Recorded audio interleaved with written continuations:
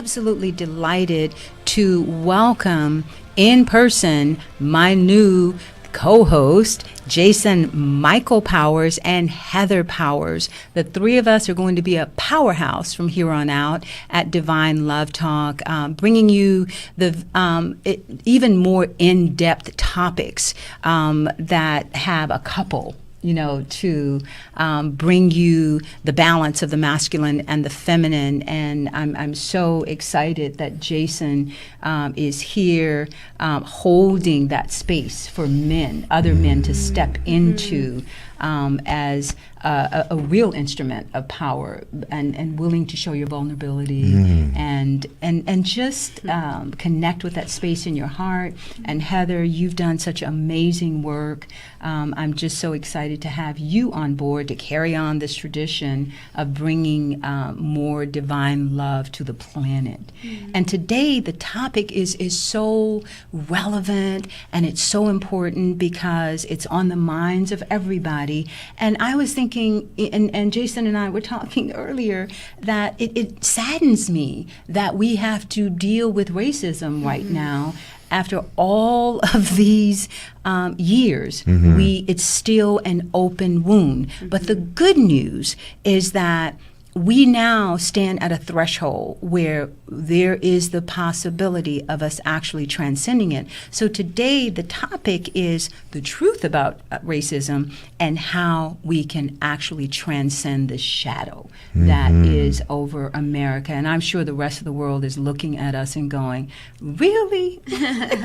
You guys haven't gotten past that yet? No, we haven't. But we've got some great ideas and solutions, and we want you guys to join with us today and support the ideas and actually write us and send us more ideas on how we can collectively transcend this and heal this wound that is hurting the hearts of America and also hurting the rest of the planet. So moving right into it, I want to say that in terms of the truth about racism, there is no superior race. There is no one race that's better than another race. And I've always taught that there is just one race, the human race. We come in many colors.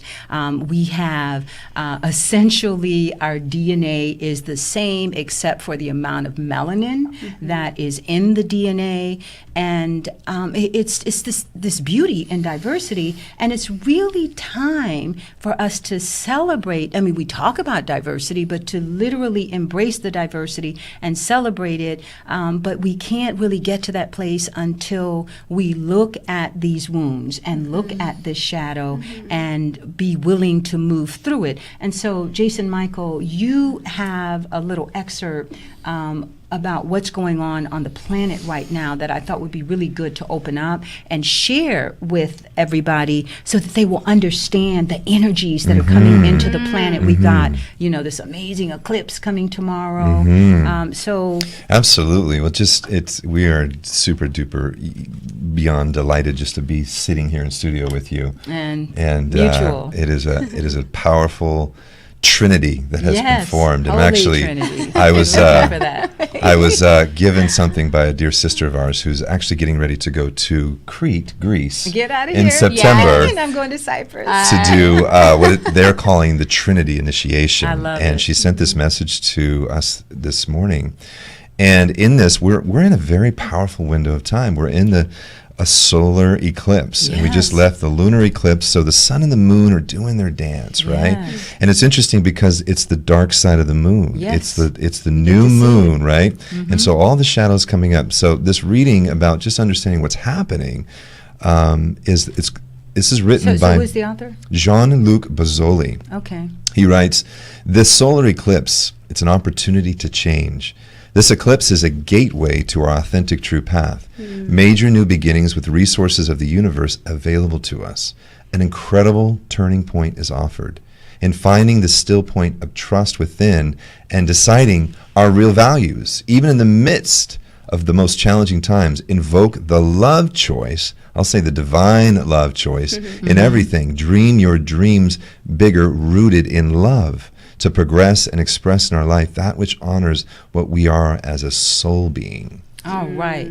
And that hits the heart of what we're talking about today, is that in order to transcend this inferiority, superiority complex, which is what is happening when we look at the incident in Virginia. You've got one group that believes it's superior to another group, and then another group that's fighting back and saying, no, you're not. Well, at the end of the day, it's true. No one is superior. But I think where we have to move is into this space of our heart, where we know through love of self, our value as a child of the universe, as a child of God, or if you don't believe in God or a higher power, at least believe in your own inner power, or the power or the God that is within you. And when you step into that place of love first, then it doesn't matter if someone is saying to you that I'm better than you, I'm superior to you, I was born better than you. When you know the truth inside of you, you can hear someone say that, and I can hear them say it and go, oh, bless your heart. There's no effect. Right. Yeah, it's really, really true. We're no prone power to act out when we feel powerless, or to react, fighting for our power, trying to gain a sense of power outside of ourselves rather than standing in that place. And it's so amazing, like you said, when we're in that place of just knowing this. We had this conversation in the car this morning, that there's the triggers just fall away, and you're able to hear something from a higher perspective. And solutions begin to emerge, and you can see where the suffering comes from. You know, we begin to emanate that power from within, and it becomes contagious just by having this conversation, knowing who we are. Right. And Eleanor Roosevelt said that no one can make you feel inferior without your permission. And I remember hearing that when I was younger, and I didn't really know what it meant until I became older, and I understood that meant that I would have to give my power away in terms of agreeing with that person who is putting me down, who is saying that I'm less than. And then if I choose to step into their worldview, then all of a sudden I've abandoned who I truly am, and I'm now inferior because I bought into someone else's belief. But the truth is, I gave permission. No one can make me feel inferior without my permission. And so I think that's where we've got to start, is looking at the ways in which we give our power away, and the ways in which we become victims. We buy into that victim mentality, and I've got to stand up to this person and prove that I'm just as good as they are, and that they're not better than me. You have nothing to prove. You, by virtue of your birth, you were born whole, perfect, and complete. You're a child of the universe. You're a child of God. What do you need to prove to anybody? One of my favorite books, and I'll probably mention it so many times on this show, is The Course in Miracles. And it says a couple things. And one, it says, there's really only one problem. The original wound is separation. We believe at some level, in multiple levels, that we are separated from the source of love itself, from the source. We call it God, we call it Allah, Buddha, Krishna, whatever you want to call that source, but that's our original wound. And there's only one solution to that one problem, and that's oneness. That we are one. When we understand we are one with the mighty all that is, the whole world can be crashing around us, and we're standing on a rock. And then the other one is that the tiny mad idea, and it goes back to this original wound. The tiny mad idea is that when the Son of God forgot to laugh because he believed he was separate, he believed that it was actually possible, that this could even happen, right? And see, that now brings us to, I wanted you to also share that incredible piece with this group that met these women, the women clowns, who met with the KKK, and through humor were able to do something that other people would have thought impossible, but it's through that ability to laugh. So Jason, would you share that? Totally. Share that story. I love stories, but this is a real one. It just happened. This is a real story, and it's such a contrast, because here we have what happened in Virginia. We had the force meeting force, right? Yes. That didn't work. People got hurt. People got killed. Right? People got killed. Yeah. And so here was another option, another choice, and how to bring some levity, force. right? Yes. And so here it was. This is a blog written by a gentleman, a brother named Alex Santoso. He says, here's an excellent example. When the white supremacist group, Vanguard Nazi KKK, tried to host a hate rally in Knoxville, Tennessee, they were foiled by clowns. So good. Right, so unfortunately for VNN, the 100th ARA, which is the Anti-Racist Action Clown Block, came and handed them their booties by making them appear like the booties they were. Alex Linder, the founder of VNN and the lead organizer of the rally, kicked off the events by rushing the clowns in a fit of rage and was promptly arrested by 4 Knoxville police officers. So when the Nazis were shouting white power, the clowns would go white flower. The clowns yelled back, running in circles, throwing flour in the air and raising separate letters which spelled white flower. White power! The Nazis angrily shouted once more, white flowers! The clowns cheers and threw white flowers in the air and danced about merrily. White power! The Nazis tried once again in doomed and somewhat funny attempt to clarify their message.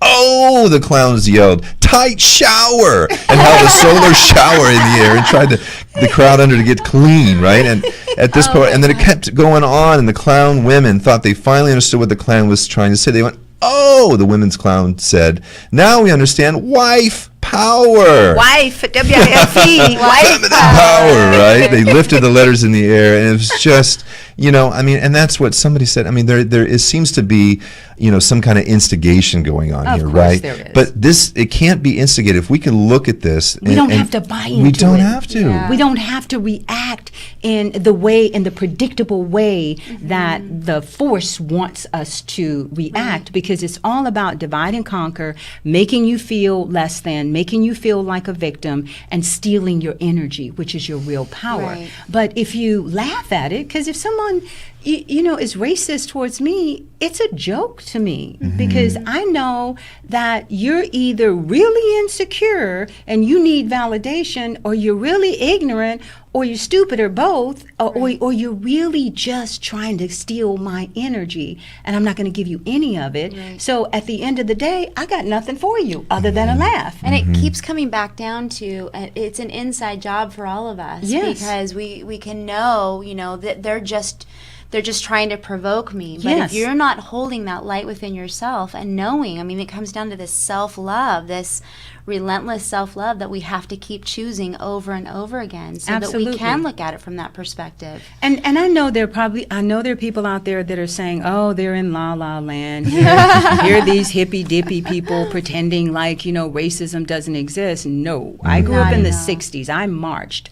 Okay, I've tried all of that. The anger, the fighting back, it doesn't work. It's been going on for thousands of years, guys, and we need a different approach to this. And I know that unless we look at what makes us feel validated and what makes us feel good inside, does a lie that I'm inferior to you make me feel good inside? No, it's a lie. So I'm not going to validate the lie. And Heather wanted to share her journey out of it, coming from very conservative white America, separatist, also sexism, right? Yeah. Sexism and racism. So I thought it was important to share it from the perspective of a white person who had to come out of the lie of separation and inferiority, superiority, and into the truth. Because I think that's the real journey, is that, we buy into a lot of lies and we don't even question them. Right. And it's time to really question them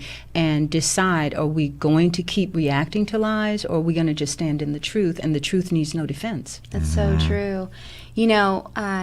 We have this two-party system, this masculine and feminine, all these polarities that we Duality, entertain. yeah. Exactly. And if you go far enough to either side, they become one. They unite back together, and you can see both the shadow and the strengths of both sides.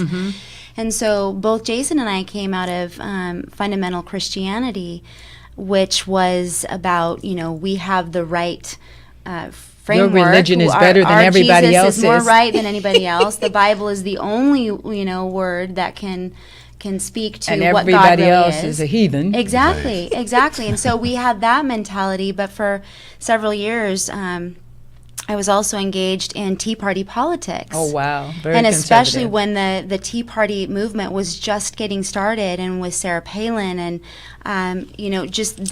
there was a real entrenchment happening. Can you talk a little bit about the racism? I'm sure you saw and heard. A lot of it. And, it was very subtle, because I think the thing about racism, especially from white conservatives, is that it's very rooted in the fundamental Christianity as well. Absolutely. And so it's concealed by religiosity, and it's concealed by a genuine wanting to love, or it's false, obviously. Yeah. But so there's a confusion even among the people that are in that, because at the core of all of us, we all want to experience love. And it goes back to what you were saying earlier. When we are feeling powerless, when you're not sure whether you're going to heaven or hell, but you're preaching for this Jesus that you think is the right one. Your Jesus. Right. Which the Jesus we grew up with was white and blue eyes. Oh, right? absolutely. Totally. If we were to think of him as he truly is from Palestine, Right. he would look a little different. Yeah. At least have some color. Right. He would at least have some color. And as we grow a little bit, you see that the possibility of Jesus is different. Not only physically, right, but the Jesus of our understanding begins to morph the more we begin to love ourselves. And I just want to say, for anyone who is in that mindset, when you begin to choose love, whether you want to say you're choosing a bigger belief of the world or whatever, if you choose more love, you will begin to see your neighbor as yourself. And the polarity and the duality begins to fade. Yeah. And there's so many layers that we have to dissolve. To peel off. But it's one choice of love at a time.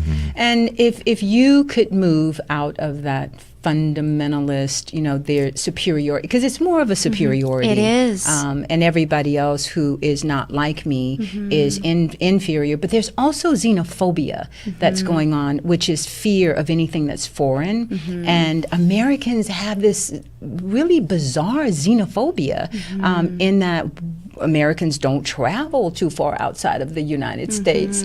And so anything that is not homegrown here, and it's so crazy that, you got the North against the South, you got the East Coast against the West Coast, and there's all this xenophobia that has to do with the fact that you're different than I am.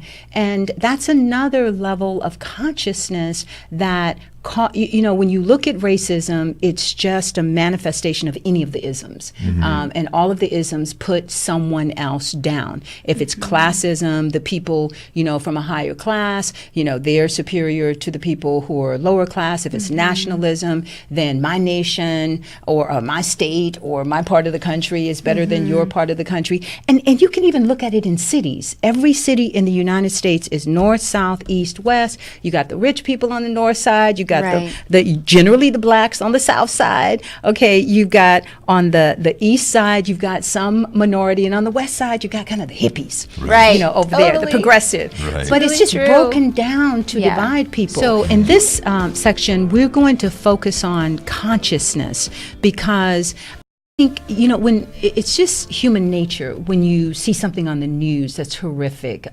cars plowing into crowds now, what I've taught my students in terms of critical thinking is to know that in politics, everything is by design. Nothing happens by accident. And you noticed something with the license plate. I did. That drove into the crowd in Virginia. Tell them what you noticed. Well, it's interesting because that photo was a photo that went around all the news agencies and various things. And as I looked at it, I zoomed in on it, and my eyes were trained to see little details. I'm kind of like Neo. I can read the Matrix a little bit. As I looked at it, I'm like, are you kidding me? That license plate says GFV 1111.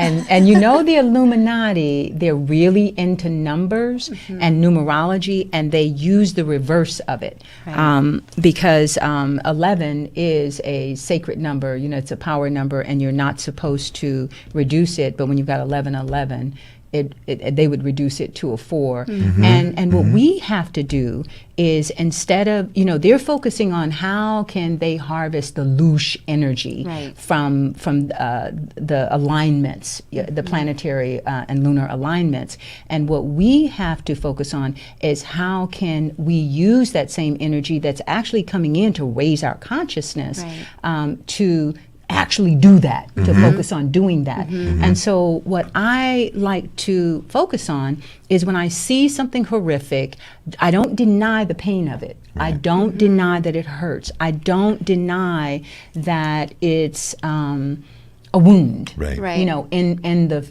psyche of humanity, and that it's a physical wound and it's an incredible loss. And I don't deny that people are angry and that they're being reactive. So you have to allow for that. But at the same time, as I allow it to go through me, I sit with it and I go, okay, so what can I get out of this in terms of lessons learned?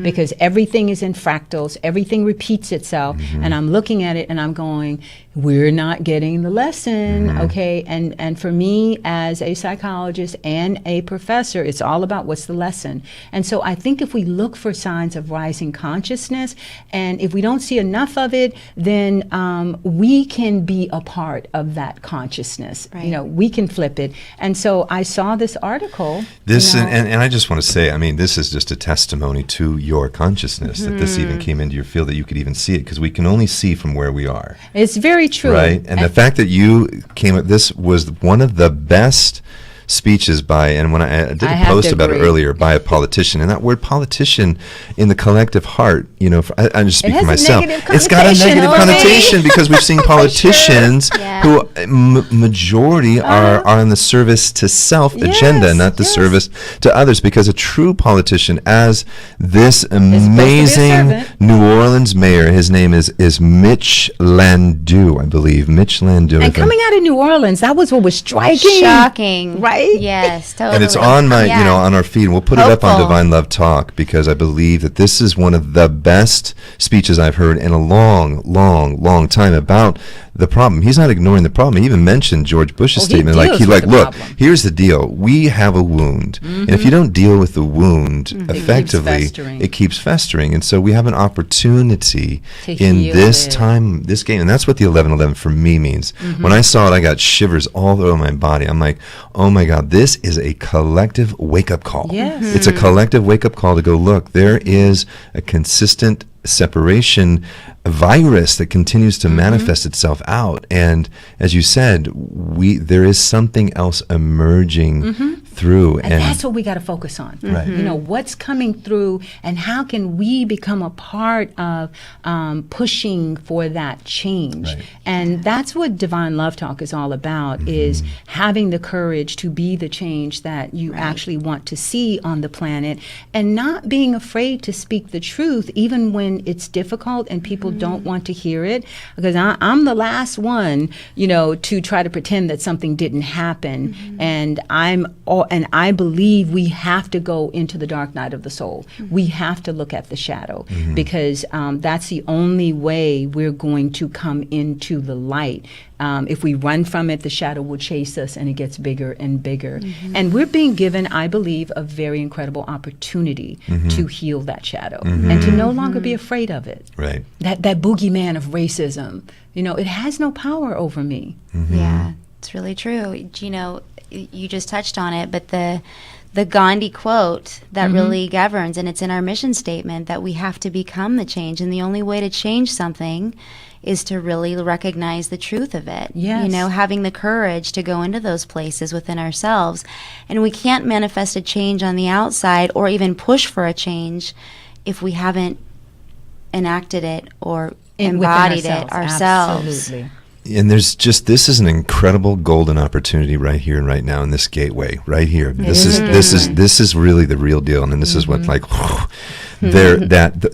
we've heard the conspiracy that George Soros or somebody's behind to stir up the people, to stir up the dissension, to stir up the separation. Because if you can keep us separated, you keep us powerless. Right, absolutely. But when we unite in one heart, one love, one heart, mind, there is nothing that can stop us. And when we unite in the field of love, we can look at these little bully tactics, these little silly things, and just look at them going, oh my God, look at you. We're going to throw white flour, white power, what, and it's like we can look at the bullies and go, you don't have that power anymore. Exactly. But until we heal it within ourselves, we're going to be triggered. And that's the thing, is there is no other out there doing anything to us. If we are triggered by it, we have to go within and go, what inside me is feeling triggered, where I now have to go and be forceful as opposed to being powerful. It's a fine line, because I think our tendency is to, and I see this a lot in the spiritual community, that we tend to rally around things outside of ourselves, trying to make us feel better on the inside, when it's really an inside job, period. There isn't anything else. And as we start to change ourselves, we can show up as a change in the world that's actually effective, and not just beating on the door of something that we're hoping to see change outside, and which makes us more frustrated, which adds to the polarity. Yeah, and for you have a wonderful, we're in the final segment about consciousness. Were you going to read that quote? From Power versus Force? Yeah, from Power versus Force. Absolutely. Not yet. Oh, okay. Not yet? Not yet? Or you want to do it now? Yeah, because we're in the last segment. We're in the last segment. Do it. I want to run out of time. This just says that the universe holds its breath as we choose, instant by instant, which pathway to follow. For the universe, the very essence of life itself, is highly conscious. Every act, every thought, and every choice adds to a permanent mosaic. Our decisions ripple through the universe of consciousness to affect the lives of all beings in all realms. And I think it's important to address that, because we can continue to react in anger. We can continue to play victims. We can continue doing what we've been doing, and it's just utterly insane to think that all of a sudden it's going to change when it's never changed before, instead of understanding that it's a whole different game now. It's about changing our consciousness. The last frontier is the mind. It's consciousness.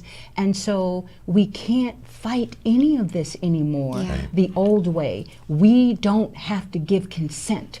It's very interesting to me. I look at the power elite, and yes, they're instigating. Yes, they're doing this. Yes, there's an agenda with these cars, pushing them into crowds so that they can pass this legislation so that the government can shut down, the engines automatically, just giving them more power, more control. Yeah, you can keep doing that. We've been doing that. But where is that getting us? So if you're not happy with where we are, you're going to have to change the game. Absolutely. It is a game. We are being played. Okay, so are you going to become a player, or are you going to continue getting played? That's right. And it's our choice, and we have to play the game now from consciousness. And I've always told my students, learn how to play chess, strategize, look at your opponent, because he knows the game, and I have chosen not to be a player anymore. And you transcend. Oh, sorry, go ahead. One of my spiritual teachers that I adore is Ernest Holmes. Yes. And he said,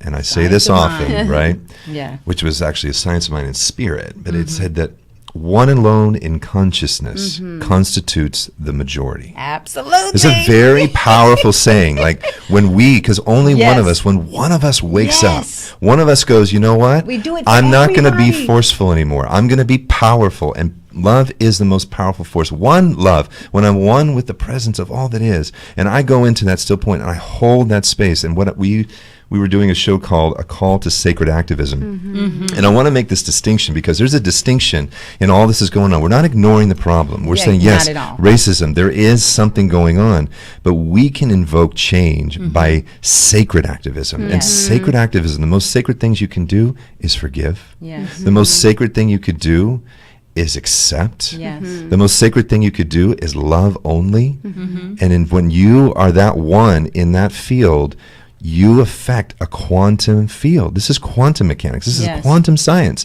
And that we don't have to go out and be forceful against something that's forceful against us. It's powerful every single time you choose that too. It expands something where you see it from the higher perspective, and it loses the effect that it has. It doesn't have the same hold. And now when we can have that ripple effect, and there are more of us seeing that, we have solutions to these problems that are beyond what we can see when we're trying to resist or play at all like there's any power. Well, I know that people are saying, when they're in the throes of their pain, they have a hard time with forgiving people. And so what I'm saying is, when you can't forgive, at least understand that only a person who is in incredible pain or who is being mind controlled can do some of the things that we see, like murder another person. No one in their right mind can actually murder another human being. So these people, we're talking about insanity. We're talking about madness that is rampant. And we can be a part of the madness, or we can be this consciousness that creates sanity versus insanity and chaos. And that's the choice that I'm saying I would like to see more people join with us in choosing sanity versus madness and chaos and craziness, because that only feeds the darkness, that feeds the shadow. And yes, and at the end of the day, people are dying.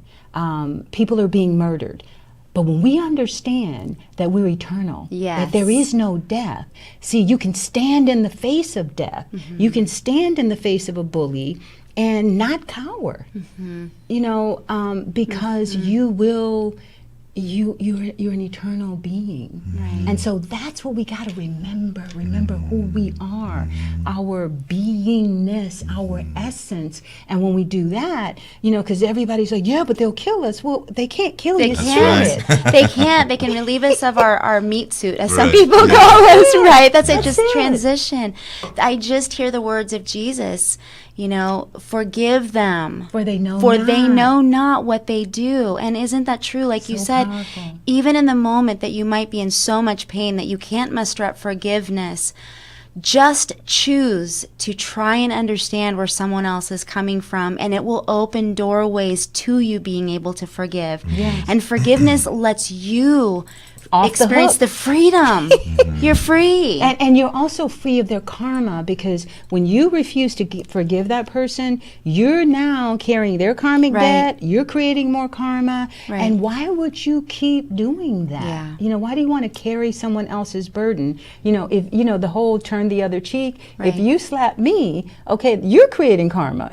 Or unless I'm just like, you're trying to get me to come to my senses. You know what I'm saying? But if you just hurt me for no reason, you're creating karma. But if I decide to punch you back, now I'm creating karma. And you have both. There you go. You have both on your shoulders. So I can choose to just go, wow, you are really crazy. I'm going to get out of your way. And then I might just have to do something else to stop you from hurting somebody else. But I don't have to create more karma. And I'm not saying be a doormat. And let crazy people loose to harm other people. There's a phrase I love, and I say it often, but go in peace. Yes, go in peace. Go. Just go. Get away. Just go. But just go in peace. Don't go in resentment. Don't go in retaliation.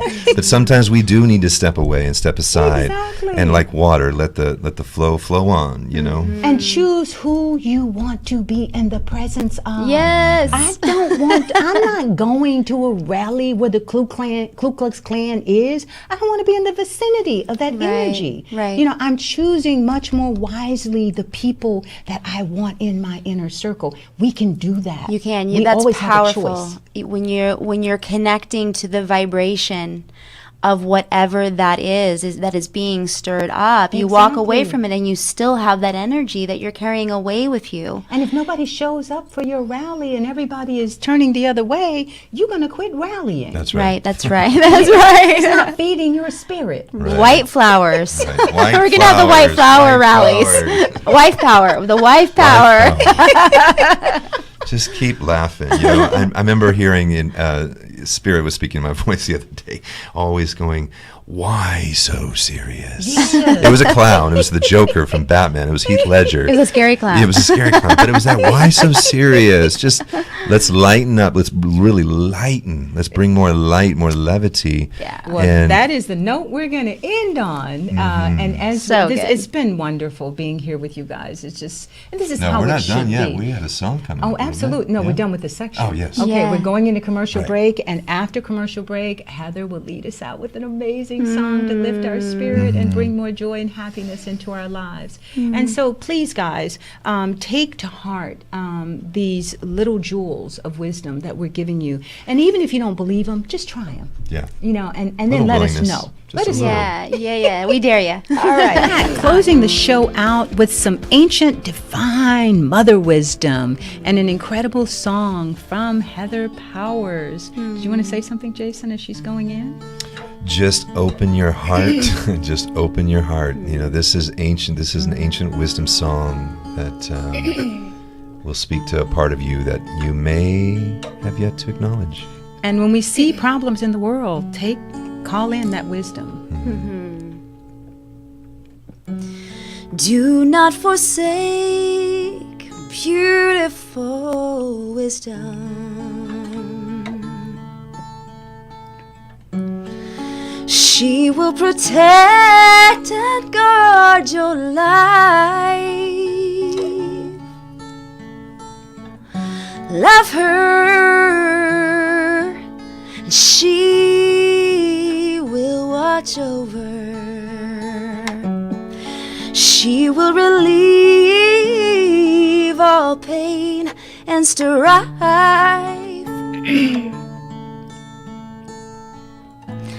Arise, arise, O ancient one.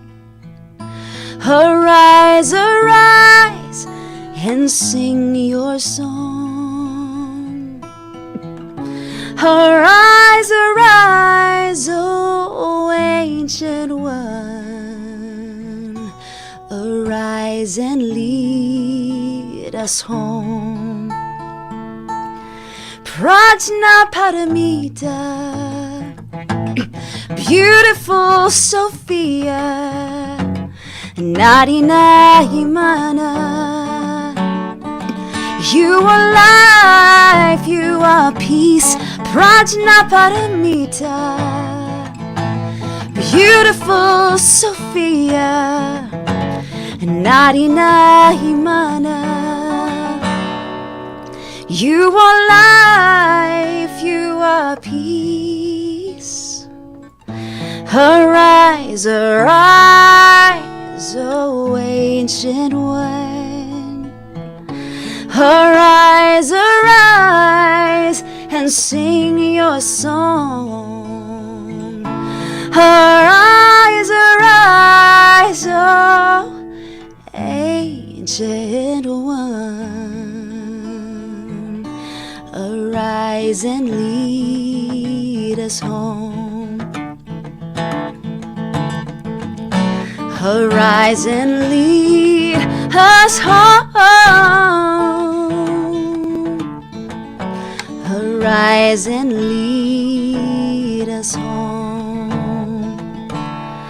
Oh,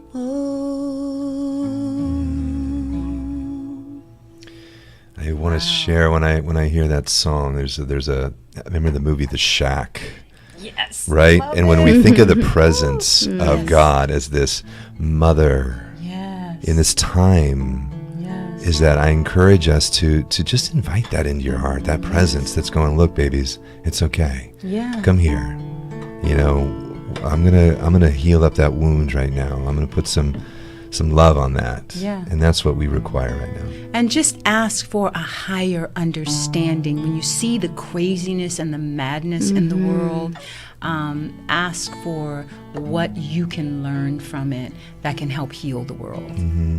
And Spirit will step in a powerful way. And your choices, what are you listening to? What voice are you listening to? Yes. Choose love. You choose fear or you choose love. Your choices ripple in the universe, as we were just reading in The Power versus Force. Your choices, your individual choices, as each one of us wakes up and makes a choice of love, when that option is there to choose, we invoke a change that affects the all. And choose peace. You've been listening to Divine Love Talk. I'm so excited to be in studio today with Jason Michael and Heather Powers, and you've been listening to Dr. Parthenia Grant. Check us out. We're your new team at divinelovetalk.com. And we'll see you guys next week. Love you guys. Peace and love, as Ringo says. Okay.